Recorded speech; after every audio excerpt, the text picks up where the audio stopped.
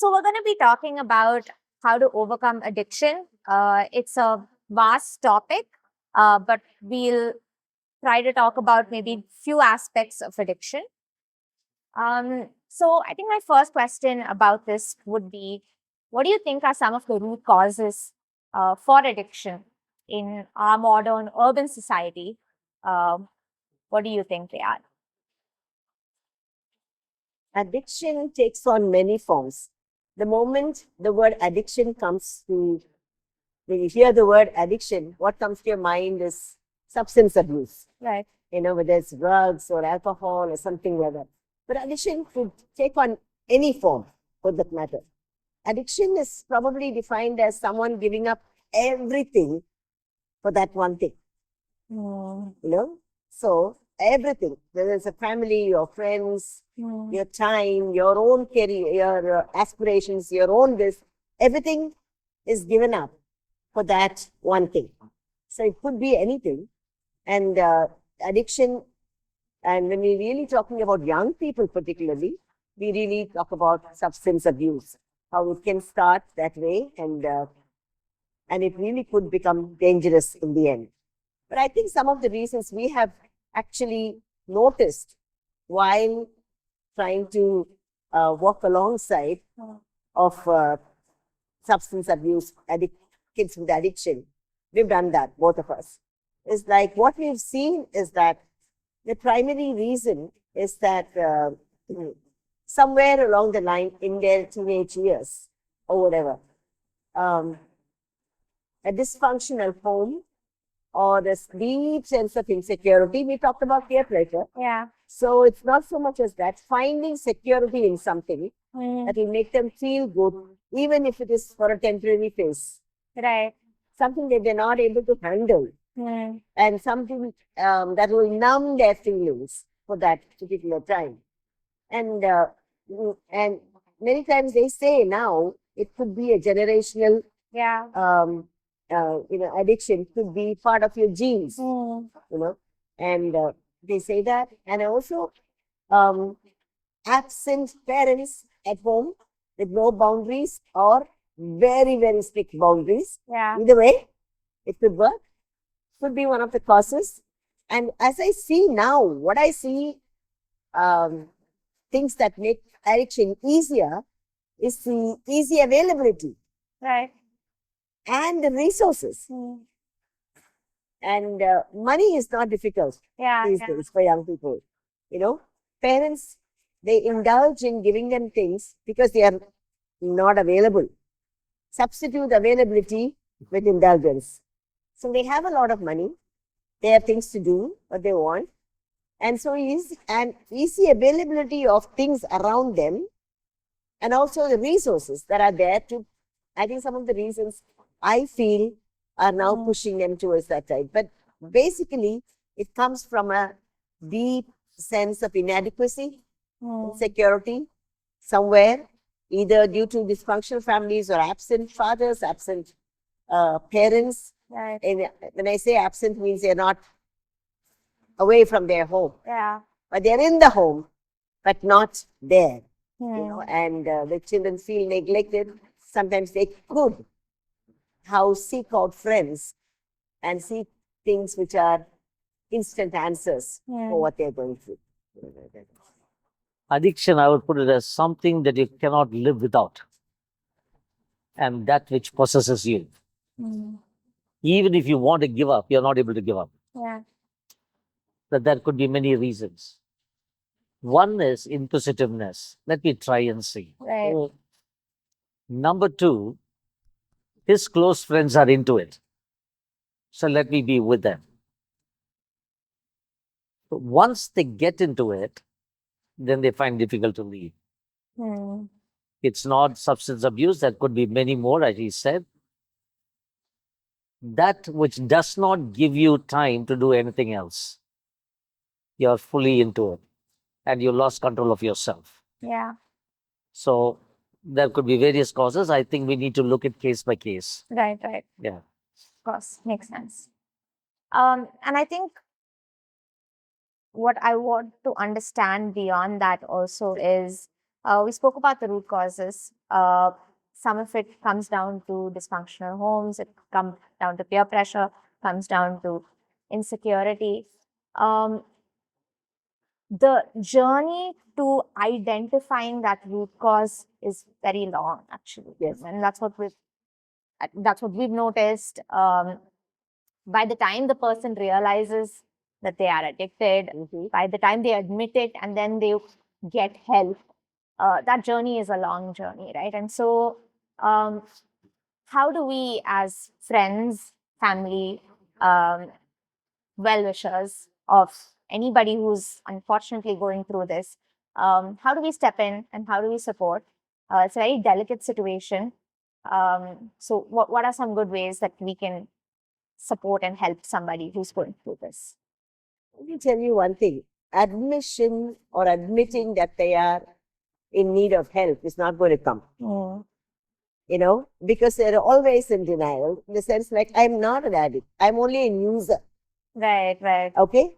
That's why there are different stages. Say you use, then you become a user, then you become an abuser, and then there is a stage of addiction.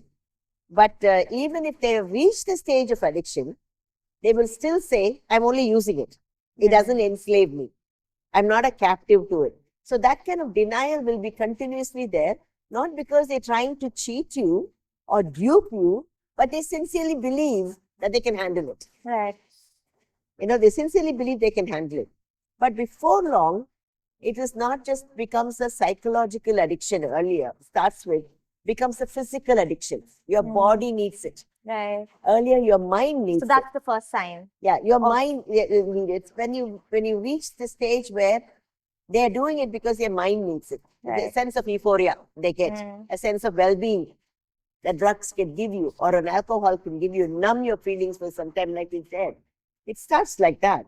But when it becomes addiction, actually not only your mind is involved, your body gets involved in it. Right. Your body gets used to substances that begins to react or throw. That's what we call withdrawal symptoms. If you're not.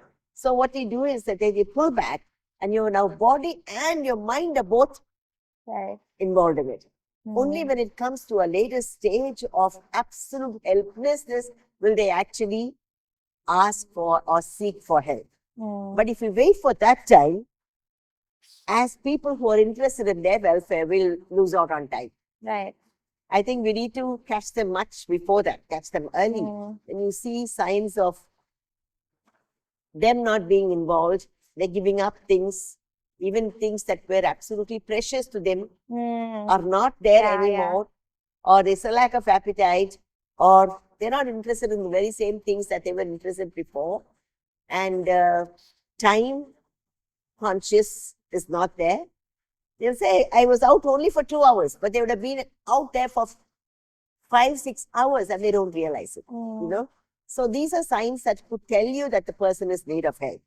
I think our intervention should start even before they admit. Many times, let him ask for help is what we're saying, But if we wait for that, in a very gentle way, we should start intervening and in their life and getting involved in their life much before that. Right. It becomes too late after that. Then comes the rehab and this and that, and which becomes a little difficult. Yeah.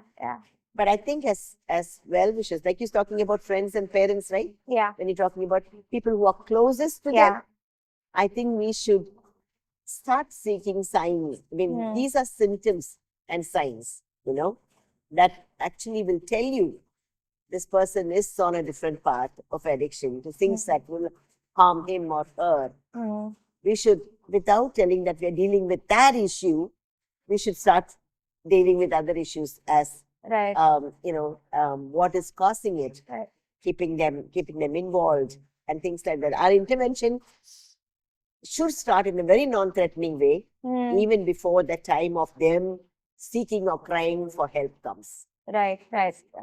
So, also, you're also talking about identifying some of the root causes and dealing with that, so that they can eventually, be able to be comfortable to talk about See, it. very often, not very often, always, parents do not know how to handle it. Mm.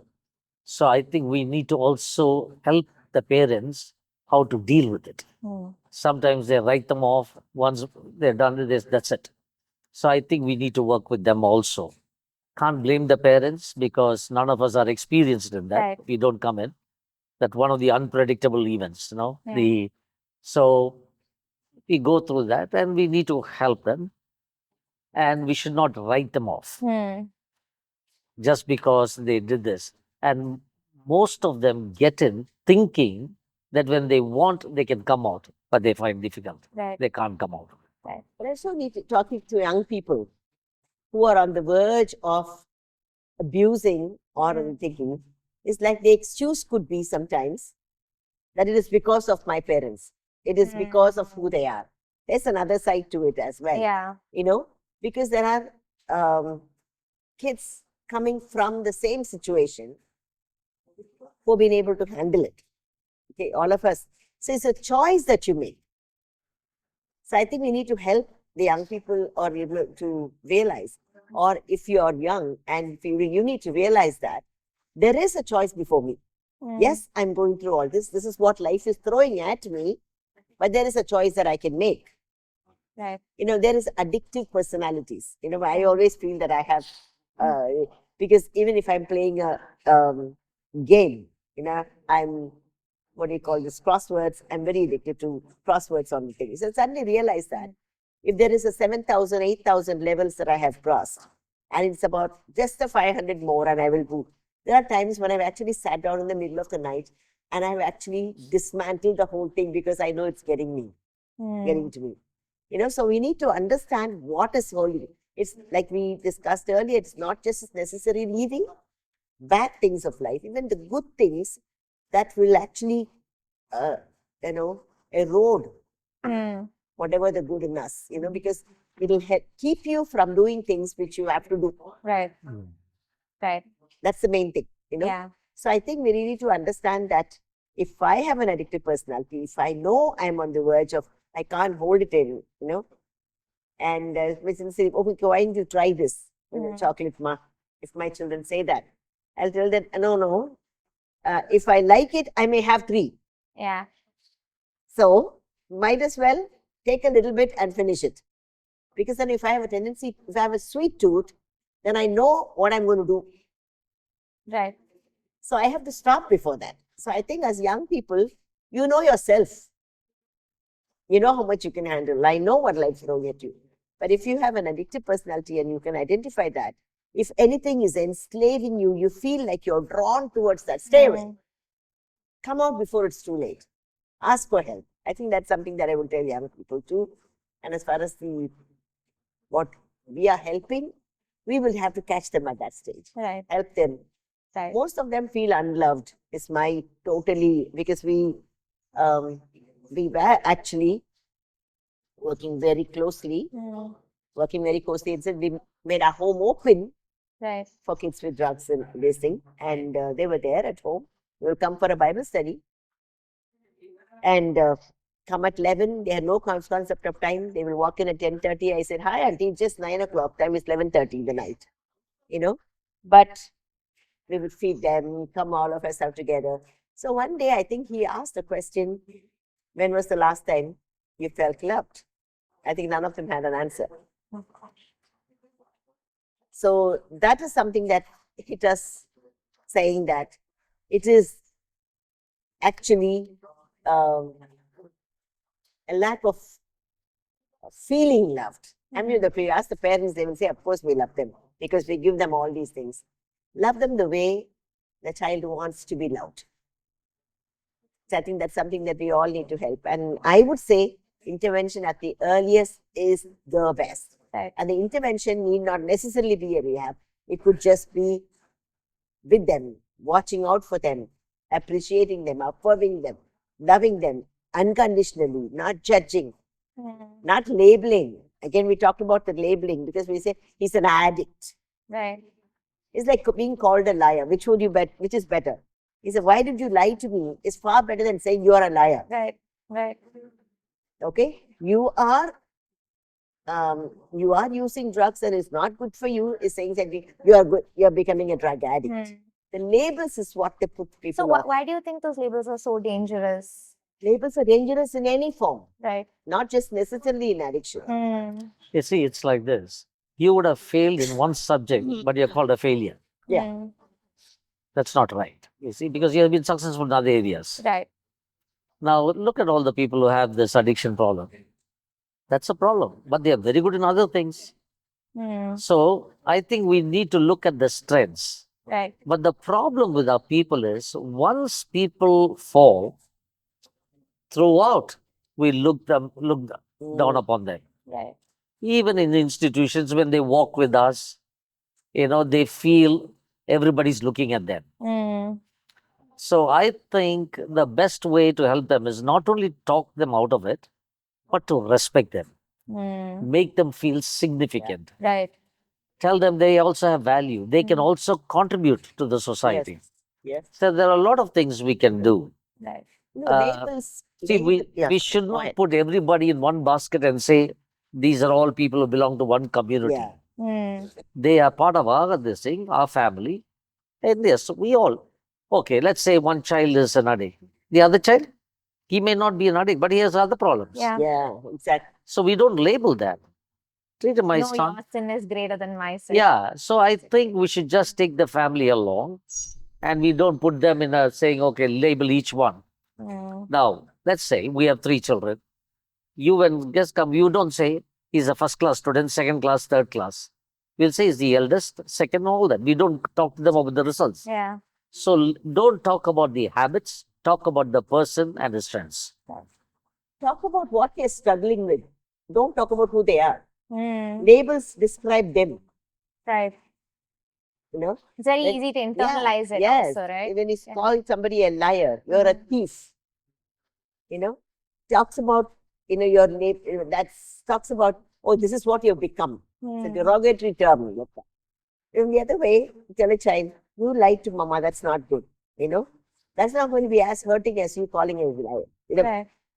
That's the whole difference between talking about what they are doing rather than talking about who they are or who they have become. Right. So that's See, when you label a person, let's say when you label a person and you say he is so and so or she is so and so, in our mind, we look at the characteristics of that label. On the other hand, we miss out on who the person is. Right. He has a lot of good qualities. Not everybody has got everything. No, but Yeah. all of us, Yeah. all of us, we may not be addict, but all of us have our own problems. But if you want a person to improve, you don't talk about the labels. Jesus nowhere called people with labels. Nowhere. He called a woman, he gave value back, and he called people as people. You see? So I think that's what the community needs to know. He may have problems, he may not have problems, but don't see when you go to a person. See, that's one thing, we are becoming very impersonal. Go to the hospital. They'll say bed number 156. There's a person there. You talk about it. Then say token number 45. You call the person. So somewhere down the line, we are losing that personal touch. So I think the best way to help them is to walk with them, talk to them about the root cause, not the symptoms. Right. Yeah. So I think there are a lot of ways to help them out. But it's a long process. It's a long process. Yeah. A lot of patience, a lot of understanding. Yes. A lot of sacrifice of your time. You can be constantly hurt when you're helping them. They can be agitated, they can be angry because people have used them, people have abused them, people have said all sorts of things. So they will come to people with suspicion. Right. Whether they'll write us off, how long. So I think we need to have an understanding of it. So definitely there are some skills that we have to equip ourselves with. Yes. When we enter situations like this, we just don't go in there and do whatever. But apart from some of these more stigmatized addictions, right, like your substance abuse or alcoholic addiction, we're seeing a growing trend of people getting addicted to your daily life things like social media, this food addiction that's happening, many accounts of relationship addiction, sex addiction. These are Oh, things yeah. that are on the rise, right? And so I think there's no one size fits all response, but like how dangerous are these? Are they equally dangerous to, you know, substance abuse? Is there a spectrum? Like I just wanted to understand your views on it. Well, addiction is addiction. Yeah. But I mean, I've heard this when it comes to sexual addiction, relationship addiction. It's not that you are affected, you're also dragging somebody else into it. Right. You know, in the drug addiction and alcohol addiction, too, the family is affected, but in a way indirectly. Yeah. There also you're affecting the family. You're not just hurting yourself. I've heard some people say, young people tell me that, Auntie, I'm doing this to me. Why are you upset? It only hurts me. Am I hurting anybody else? Yeah. That's a normal statement of anyone struggling with addiction of any kind. They will say, I'm only hurting myself. I'm not hurting anybody else. Am I hurting you? Am I hurting my family? But you are. To make them realize that is the. But if it's in other addictions, like especially when it comes to sex addiction and things like, you're dragging another person into this whole thing. And it becomes even more difficult to deal with it because somebody is a victim. Right. Someone Yeah. is a victim, and you don't realize that. That's the whole point of this whole thing, is that realization comes very late. So, as people who are helping, don't wait for the realization to come. It may not come. Right. And when you realize this is what is happening, I think this is the time to intervene. Yeah. Yeah. And help them. Yeah. Help them point and tell them this is what it is. You may not realize it is happening. You don't do it's okay. Like he was saying that it's a risky.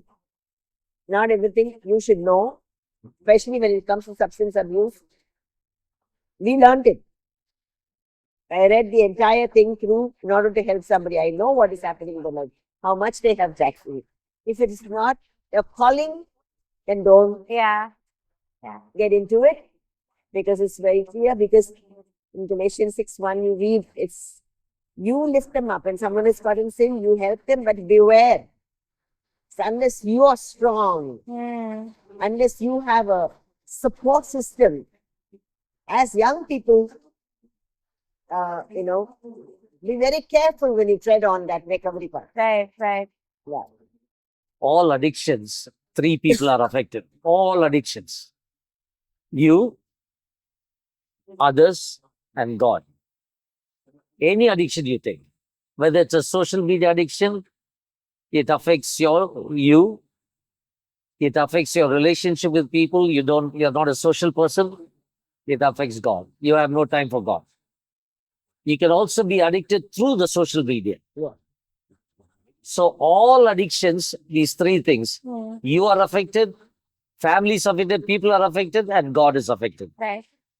So I don't think you can say only one person is affected. Right. I think it affects all three. Got it. Okay. I think my last question about this would be, um,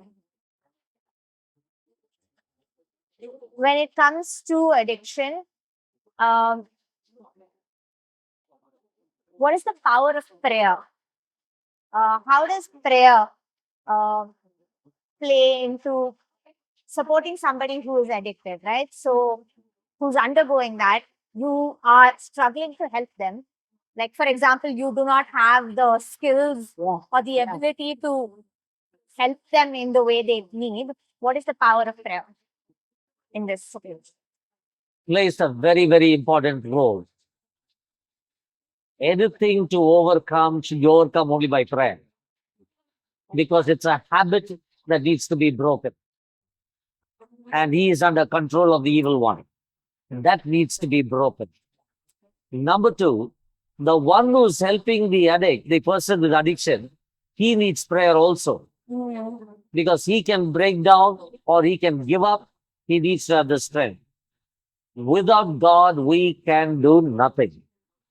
So prayer is very important for yourself.